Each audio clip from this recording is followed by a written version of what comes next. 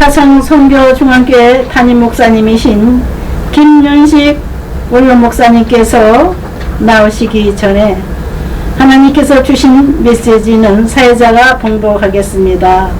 요한 3서 1장 4절을 봉독하겠습니다. 은혜 받을 설교의 제목은 얼마나 진실한가 입니다. 요한 3서 1장 4절 사회자가 봉독합니다. 자녀들아, 너희는 하나님께 속하였고 또 그들을 이기었나니 이는 너희 안에 계신 이가 세상에 있는 자보다 크심이라. 아멘. 아멘. 김윤식 목사님 나오실 때에 할렐루야로 기쁨으로 환영하시기 바랍니다. 할렐루야. 말씀을 제가 다시 읽겠습니다. 내가 내 자녀들이 진리 안에서 행한다 함을 듣는 것보다 더 기쁜 일이 없도다. 아멘. 더 기쁜 일이 없다고 표현한 것은 제일 기쁘다는 말씀입니다. 어느 때 기쁘냐? 진리 안에서 행할 때. 진리는 뭐냐? 진실해야 진리입니다. 그래서 제목을 얼마나 진실한가 이렇게 정하고 함께 은혜를 나누고자 합니다. 아멘. 오늘 설교를 조금 재미있게 하겠습니다. 제가 초등학교 3학년 때 담임선생님께서 이야기해 주신 한 동화를 평생 써먹고 있습니다. 지금까지 써먹고 앞으로 천국 갈 때까지 써먹을 것입니다. 어디다 써먹냐? 제 목회에 써먹고 제 가정의 자녀교육 또 내 자신이 부모에게 하는데 써먹었습니다. 자, 이야기를 하겠습니다. 어떤 연세 많으신 할아버지께서 삼형제 아들과 어린 젖먹이 손자 셋을 두었는데 어느 날 갑자기 이 삼형제 가족을 부르더니 어젯밤 꿈에 어떤 노인이 나타나셔서 내가 오래 살 수 있는 비결을 말씀하시더라. 그러니까 아들 삼형제가 아니 어떻게 하면은 오래 사신다고 합니까? 이제 이렇게 물으니까 내 손자 중 젖먹고 있는 그 손자 하나를 뒷동산 큰 소나무 밑에 깊이 산채로 묶고 그 아이가 먹던 젖을 내가 먹고 살면 오래 산다고 하더라. 어떤 내용인지 이해되지요? 이 할아버지의 말씀을 듣던 그 아들 삼형제들이 큰아이, 둘째아이 그 이야기를 듣자마자 큰 소리를 지르면서 문을 박차고 나가버렸습니다. 셋째 아들이 내간에 소근소근하더니 아버지 그렇게 하겠습니다. 그래? 아가, 즉 며느리한테 그렇게 해도 되겠냐? 예, 그렇게 하겠습니다. 그래서 셋째 아들 내가 젖먹이 어린아이를 안고 뒷산에 가서 큰 소나무 밑에 깊이 땅을 팝니다. 마지막에 그 땅을 파고 고르고 아이를 묻으려고 하는 그 순간 뭐가 걸려요. 그래서 밑에 돌 같은 거 있으면 안 좋지 하면서 캐고 보니까 커다란 황금종이었습니다. 이걸 들고 깜짝 놀라서 막 황급히 아버지께 달려왔습니다. 그랬더니 이 아버지께서 아들 삼형제 네이를 다 불러놓고 우리 집안에 갑오로 내려오는 이 보물이 있는데 이걸 내가 누구에게 물려줄까 하고 너희를 내가 시험했다. 어느 애비가 자기 새끼를 생매장을 하고 오래 살려고 하는 애비가 있겠느냐. 그 핵심 내용은 그거예요. 이것을 잘 극화해서 1시간 동안 재미있게 해줬는데 그렇게 하자면 제 본 설교가 없어지니까 그렇게 요약합니다. 그런데 만약에 할아버지가 먼저 우리 집안에 이런 보물이 있는데 누가 이렇게 할래 했으면 그 젖먹이 셋 아이 다 죽었을 것 같아요. 왜요? 서로 죽이려고, 서로 갖다가 묻으려고. 왜? 그거 보물 차지하려고. 예. 저는 이 말씀, 이 동화를 지금까지 생생하게 기억하고 이 동화처럼 하나님을 섬겨야 된다. 이 동화처럼 부모에게 효도해야 된다. 자녀들을 그렇게 가르쳐야 한다. 내가 교인들을 그렇게 신앙 교육을 시켜야 된다. 지금까지 그렇게 써놓고 있고 혹 제가 앞으로 어디 가서 무슨 집회를 한다면 이 이야기를 또 써먹을 거예요. 나는 내 마음속에 이것이 꽉 자리 잡고 있어서 지워지질 않아요. 우리 목사님들 설교에 아브라함의 믿음 설교 많이 하잖아요. 평신도도 아브라함의 믿음 어쩌고 저쩌고 잘 하잖아요. 아브라함이 이삭을 드린 믿음이 바로 그 동화나 똑같지 않습니까? 수풀의 양을 준비해 놨으니까 이삭을 가서 드리라. 드리려고 할 때 그 양으로 대신할 거니까 그렇게 하라. 그런 아버지는 또 그런 하나님은 안 계십니다. 우리가 모르는 것 가운데 하나님은 계획이 있으셔요.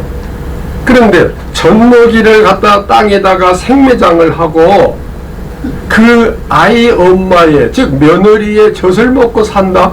도저히 상식 밖의 일이고 이해가 안 가는 말입니다. 하나님의 말씀은 내 지식과 상식과 윤리와 도덕으로 해석이 안 되고 이해가 안 되고 용납할 수 없는 말씀도 있습니다. 말씀도가 아니라 다 그렇습니다. 예.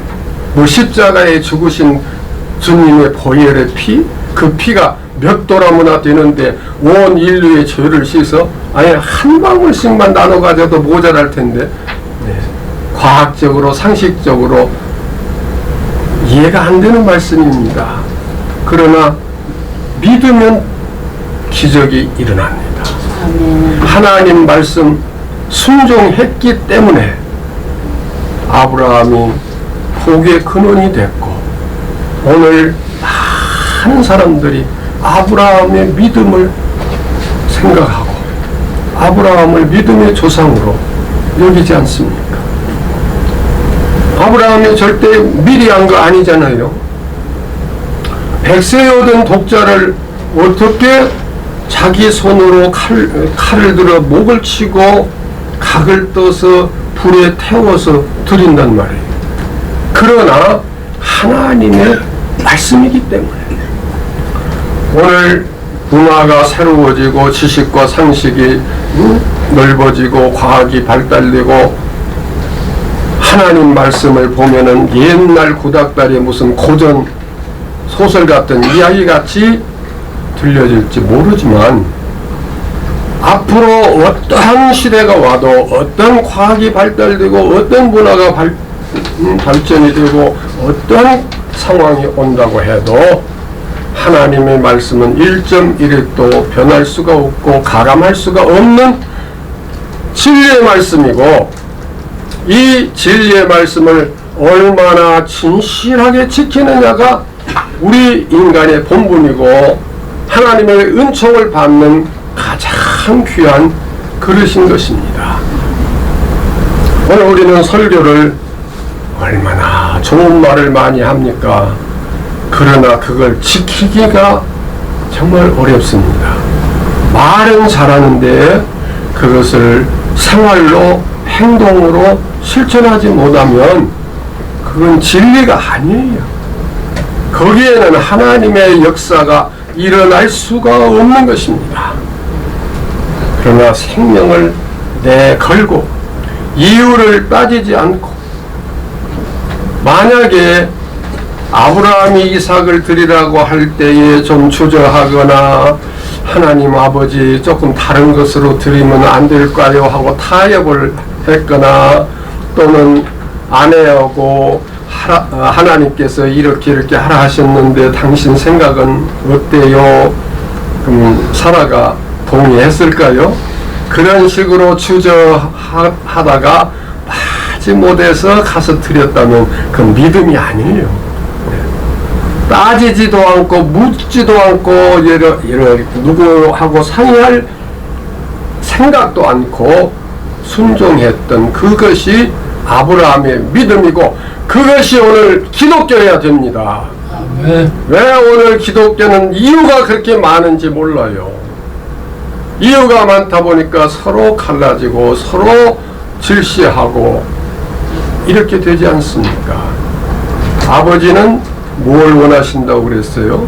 진리 안에서 행한다 함을 듣는 것보다 더 기쁨이 없도다고 하셨습니다. 진리 안에서 행한다 함이 얼마나 귀중합니까? 하나님을 기쁘시게 해드리는 가장 귀한 일이다고 하는 표현이 되는 것입니다. 제가 청년 때 이런 실험을 한번 한 적이 있어요. 어린 저 조카가 초등학교 1, 2학년쯤 될 때 사과를 먹고 있는데, 야, 사과 좀 삼촌하고 나눠 먹자 했더니 안 돼 그래요. 그래서 너 지금 학교 1학년이니까 삼촌이 시험 문제 낼게, 맞춰봐. 너 착한 사람 되고 싶니? 나쁜 사람 되고 싶니? 했더니 착한 사람. 그러면은 철수는 사과를 삼촌하고 나눠 먹었다. 착한 사람이니 나쁜 사람이니? 착한 사람. 너는 착한 사람 되고 싶다고 했으니까 그러면 나눠 먹어야 착한 사람이 되겠니? 혼자 먹어야 착한 사람이 되겠니? 나눠 먹어야. 그래? 그러면 나눠 먹자. 나 좀 줘. 했더니 안 돼. 이론은 안다 이거예요. 뭐가 선인 줄, 뭐가 악인 줄, 뭐가 나쁜 줄, 뭐가 좋은 줄 알지만 이 속에 있는 근본적인 그 무엇인가가 그것을 행동으로 옮기지 못하고 있고 그렇게 만들고 있어요. 그 무엇인가가 무엇입니까? 그게 욕심이지요. 욕심이 잉태한 즉 죄를 낳고 죄가 장성한 즉 사망을 낳느니라. 우리 속에는 아무리 진리를 외치고 선을 부르짖고 남을 그렇게 선한 길로 인도하기 위해서 가르치고 설교를 잘하고 해도 이 속에 그것이 근본적으로 자리 잡고 있다 이 말이에요. 숨어 있다 이 말이에요. 초등학교 1학년짜리가 사과를 나눠 먹어야 선이다는 거 알지만 이게 나누다 보면은 지 몫이 조금밖에 안 돌아오니까 안 돼 하고는 혼자 다 먹는다. 그게 우리 인간의 본성이에요. 그게 이것이 바꿔져야 이게 하나님께서 기뻐하시는 거예요. 기적을 행하고 능력을 행하고 큰 역사를 이루어도 하나님께서 그것을 좋게 기쁘게 여기실 수도 있지만 아닌 것도 있지 않겠습니까? 전번에도 말씀드렸습니다마는 주여 우리가 세상에서 주의 이름으로 선지자 노릇을 하고 능력을 행하고 귀신을 쫓아내고 큰 역사를 이뤘다고 자랑할 때에 이 불법을 행한 자들아 내가 너희를 도무지 알지 못하니 내게서 떠나가라. 오늘 기독교가 물량주의 얼마나 교회가 크냐, 숫자가 얼마나 많냐, 건물이 얼마나 화려하냐, 목사님의 경력이 얼마나 화려하냐, 얼마나 지식이 많으냐, 뭐 그런 걸로 평가를 많이 하는데 얼마나 진실하게 사느냐, 얼마나 자기가 선포하는 말씀과 자기의 생활과 일치하는, 똑같을 수는 없겠지만 일치하는 삶을 사느냐, 그 자체가 하나님을 기쁘시게 드릴 수 있는 것이라고 하는 것입니다. 저도 애완동물을 참 좋아하는데 어느 날 우리 집에 강아지 2마리가 생겼어요. 이렇게 서로 꼬리를 흔들며 뭐 어쩌고 저쩌고 하면서 좋아하고 잘 지내는데 불고기 한 점을 이렇게 주었더니 그것을 서로 먹으려고 앙 하고 물어뜯는데 그 강아지가 하는 소리를 딱 들으니까 동생 강아지가, 새끼 강아지가 언니 강아지한테 쾅 물으면서 하는 소리가 이 개 새끼 그렇게 용서하세요. 조금 극과합니다. 또 큰 강아지는 작은 강아지는 확 물면서 이 어쩌고저쩌고 그 뒷말이 좀 표현이 좋지 않기 때문에 제가 생략을 하는데 그렇게 꼬리치고 서로 좋아하는 사이지만 맛있는 고기 한 점이 생기니까 크고 작고 상관이 없어요. 그냥 막 물어뜯고 싸워버리는 거예요. 그래서 제가 조금 마음이 안 좋더라고요. 그래서 개 패듯이 패버렸습니다. 혼자서는 우리가 주여 주여 하고 그저 천사는 저리 가라 할 정도로 선한 것 같은데 하여튼 모이면 이게 안 돼요. 모이면 갈라지고 모이면 싸우고 모이면은 문제가 일어나는 것은 근성이 살아있기 때문에. 그럼 어떻게 하면 이 근성이 바꿔질 수가 있느냐? 기도 많이 해야 됩니다.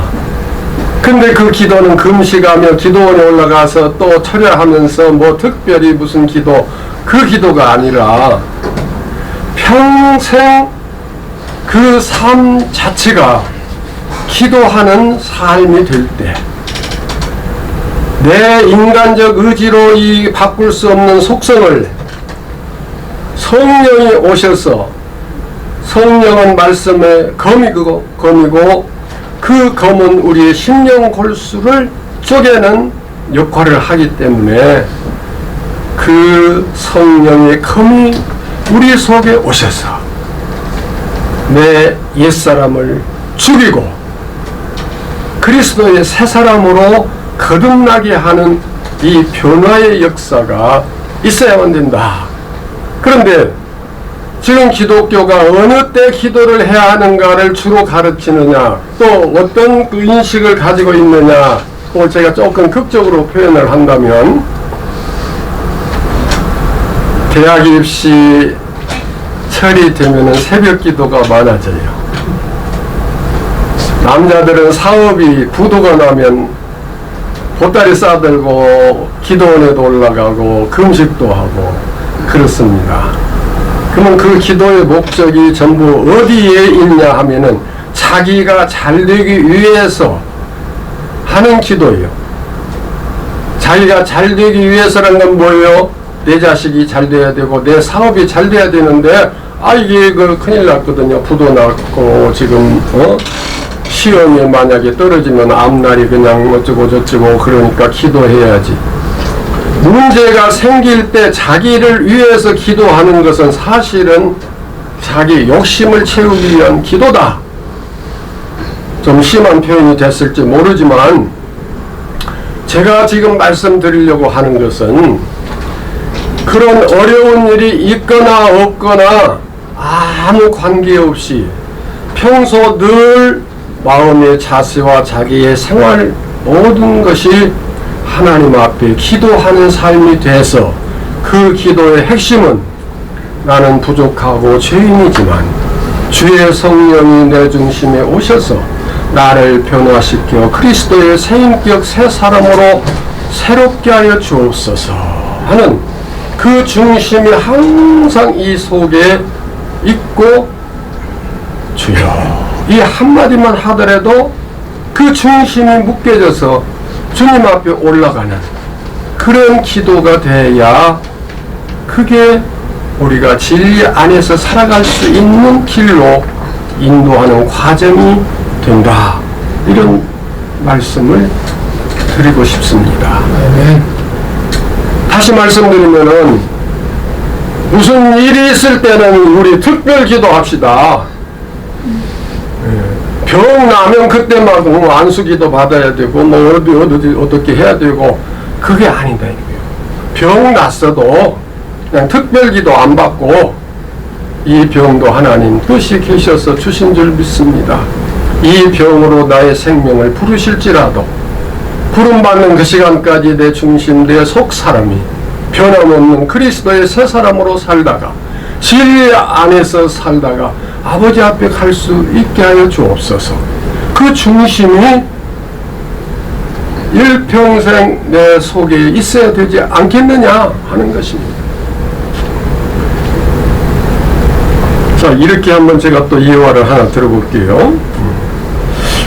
오늘 내가 꼭 100만 원이 필요한데 가진 것 없지요. 어디 가서 빌릴 데가 없지요.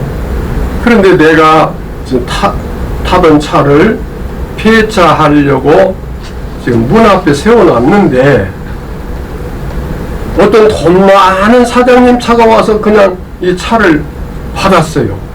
나는 운전도 않고 그쪽 사장님이 운전 잘못해서 차를 받았어요.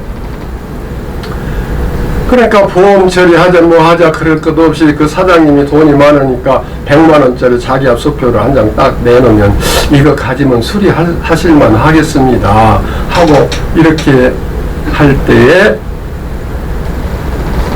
어떤 태도를 가져야 되겠습니까? 아이고 감사합니다 감사합니다 이렇게까지 안 하셔도 되는데 감사합니다 참 잘하는 것 같죠. 그러나 지금 이렇게 표현해 봅니다. 사장님 사실은 이 차 오늘 폐차하러 가기 때문에 아무리 이렇게 손상이 됐어도 상관이 없습니다. 사장님 어서 가십시오. 지금 100만 원이 꼭 필요한데 그분이 100만 원 수표 내놓고 이렇게 하자고 하는데 어느 쪽을 우리가 해야 되겠습니까? 100만 원이 필요하니까 하나님 은혜로 저 사장님 통해서 내 차를 받아서 이렇게 100만 원이 생기게 됐구나. 그걸 은혜라고 말할 수 있습니까? 그렇게 말하겠죠. 그러나 정당하게 아닙니다. 이건 지금 폐차하러 가려고 준비하는 중입니다. 예, 그냥 가세요. 네. 그렇게 할 수 있다면 그게 진리입니다. 그게 양심을 지킬 수 있는 성령이 내 속에 와서 역사하시는 그리스도의 인격입니다. 설교가 대개는 이렇게 기도하고 저렇게 봉사하고 이렇게 헌금하고 저렇게 이렇게 하면은 큰 축복을 받고 건강해지고 성공할 수 있고 큰 어떤 위치에 올라갈 수 있다고 하는 식의 설교가 참 많습니다. 그럼 기독교 진리가 아닙니다. 왜 누가 나에게 항의를 하고 나를 뭐 어떻게 한다고 해도 저는 분명하게 말씀드립니다. 그게 진리가 아닙니다. 왜냐? 하나님은 우리에게 이미 많은 복을 주셨어요. 그 주신 복을 내가 하나님의 뜻에 맞게 관리하며 살아가려고 노력하는 자세가 돼야지, 이미 주신 것을 더 욕심부려서 더 많이 가져서 성공해서 복 받으려고 하는 그 자세로 막 특별기도 하고 금식기도 하고 철야기도 하고 산상기도, 이것은 바른 자세가 아닙니다. 저도 금식기도 많이 해봤고 산기도 철야기도 많이 했습니다. 지금도 하고 있습니다. 그러나 뭐가 아쉬워서가 아니에요. 가끔 제가 금식기도 할 경우에는 어떤 목사님이, 주변 목사님이 오셔서 김 목사 요즘 뭐 어려운 일이 있어? 어려운 일이 있으면 그 기도하는 줄 알아요. 예. 한 달간 금식 기도하는데 제일 배고플 때가 언제라고 그랬어요? 28일째. 내일 모레 먹는다 하는 생각을 하니까. 그래서 그 다음에는 윤달에 28일째 있는 윤달에, 예. 여담이지만은 매년 금식, 정초에 금식 기도도 해요. 그러나 무슨 특별한 일이 있어서가 아니라 내가 하나님 앞에 바로 서기를 위해서 기도하는 자세, 이렇게 제 이야기를 하면은 어떤 오해를 받을 수도 있고 지탄의 대상이 될 수도 있습니다만은, 그러나 진리이고 사실이기 때문에 어떤 지탄을 받는 한이 있더라도 제가 이 말씀을 안 드릴 수가 없습니다. 왜냐? 얼마나 우리가 하나님 앞에 진실하냐, 이 진단을 해봐야 되기 때문에. 겉으로는 혈색도 좋고 힘도 좋고 살도 많이 찌고 해서 건강한 것 같으나 분석해보면 엑스레이로, MRI로 또는 혈액검사로 뭐로 검사해보면은 속에 암이, 말기가 된 암이 있을 수도 있다고 하는 것입니다. 교회가 크게 짓고 부흥되고 숫자가 많고 헌금이 많이 들어오고 뭐 이런저런 일을 많이 하는 것 같아도 그것이 진리에서 벗어난 인간의 욕심과 허영심과 인간의 생각적인 면에서 그렇게 되기를 원했고 그렇게 되었다고 하면 결과는 하나님께서 처리하실 것입니다. 우리의 말과 양심과 행동이 일치하는 삶이 될 때 오늘 본문의 말씀처럼 내가 내 자녀들이 진리 안에서 행한담을 듣는 것보다 더 기쁜 일이 없다. 이게 아니고 이렇게 기록되어 있습니다. 제 생각에는 더 기쁜 일이 없다. 이거 내일까지 해야 되는데 시간상 여기서 끊을게요. 예. 더 기쁜 일이 없다. 할렐루야. 아멘. 많이 배워서 학력을 자랑하고 여러 가지 감투 쓴 것을 그냥 명함이 모자라게 뒷면 앞면 2장 3장 기록해서 과시하고 그런 사람은 이제 돌아가시고 안 계셔요. 이제 누구를 말씀드린 건 아니고 조금 과장해서 표현했을지 몰라도 그런 본심이 우리 속에 들어있다 이 말이에요. 그런데 그것을 하나님은 아시거든요. 겉으로는 사랑하고 겉으로는 도와주고 겉으로는 이렇게 봉사하고 잘하는 것 같은데 속에는 그놈이 그냥 얄밉고 미움이 있다고 하면은 너희 형제 중 지극히 작은 자 하나를 미워해도 그 비유하는 자체만 가지고도 이미 살인한 자라고 했습니다. 그렇기 때문에 사람에게 보이는 겉모습이 어떠냐가 중요한 게 아니라 하나님께서 인정하실 수 있는 그 자세가 중요한 거고, 그것은 나와 하나님밖에 모르는 것이 아니겠습니까? 그러므로 우리가 하나님 앞에 바로 서는 삶을 살기 위해서 기도해야 돼요. 물론 어려운 일 당하고 실패할 때도 기도해야 돼요. 그러나 그 기도의 그 목적이 아쉬우니까, 자기 욕심 채우기 위해서 그런 목적이 돼서는 아니 되고, 혹 이렇게 한다면 좋지 않을까요? 하나님, 내가 주님 뜻대로 살지 못해서 깨닫게 하시느라고 이런 기회를 주신 줄로 압니다.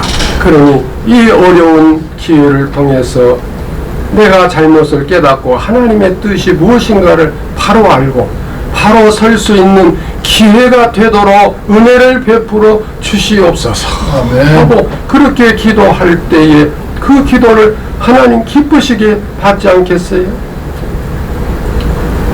우리 손자가 중학교 1학년 때 이제 2학년이 됐는데 학교에서 늦게 와요. 지쳐갖고 초조금이 돼갖고 와요. 그리고 왜 그렇게 늦게 오고 그렇게 피곤해서 오느냐 물었더니, 자기 반에 성적이 안 좋은 학생이 있어서 학과 끝나고 그 아이를 자기가 개인 지도해서 가르쳐주고 오느라고 늦고, 또 그 이해시키기 위해서 아주 열정적으로 이렇게 가르치다 보니까 피곤해서 지쳐가지고 오는 거예요. 그걸 나중에서 알았어요. 그러니까 집에다 그걸 얘기하고 그런 것도 아니고 지 스스로 그 어떻게 해서 그렇게 하기를 시작했느냐.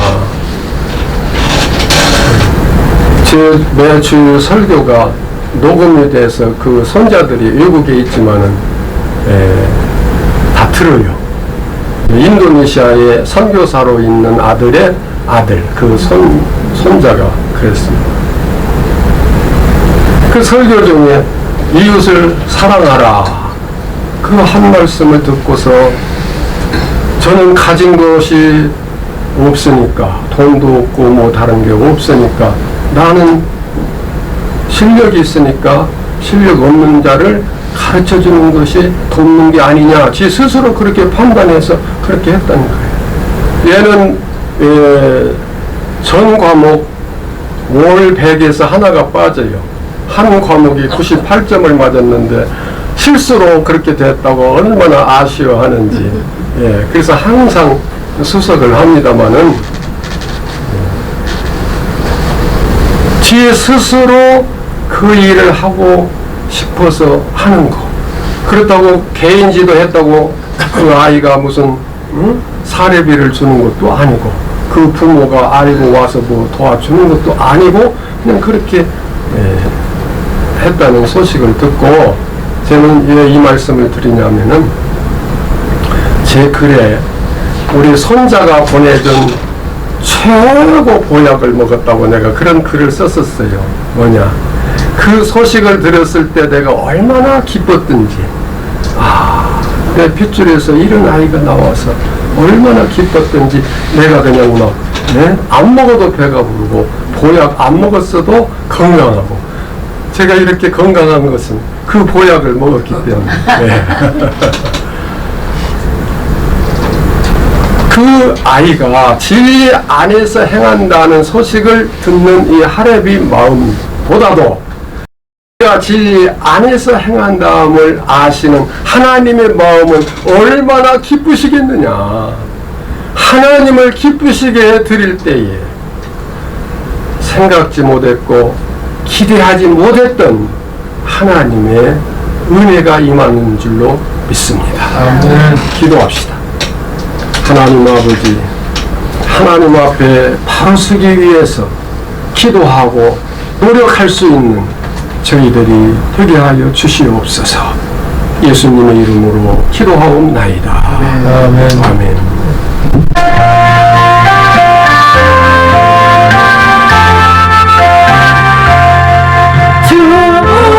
중성회는 강이 부럽도다. 날 사랑하신 주 계시옵소서. 기쁘도다 항상 기쁘도다. 나 주께 왔사오니 복 주옵소서. 나 주께 왔으니 복 주시옵소서. 주 함께 계시면 큰 시험이기로 기쁘도다 항상 기쁘도다. 나 주께 왔사오니 복 주옵소서. 주 떠나가시면 내 생명 헛되네. 기쁘나 슬플 때 늘 계시옵소서. 기쁘도다 항상 기쁘도다. 나 주께 왔사오니 복 주옵소서. 그 귀한 언약을 이루어 주시고 주명령 따를 때 늘 계시옵소서. 기쁘도다 항상 기쁘도다. 나 주께 왔사오니 복 주옵소서.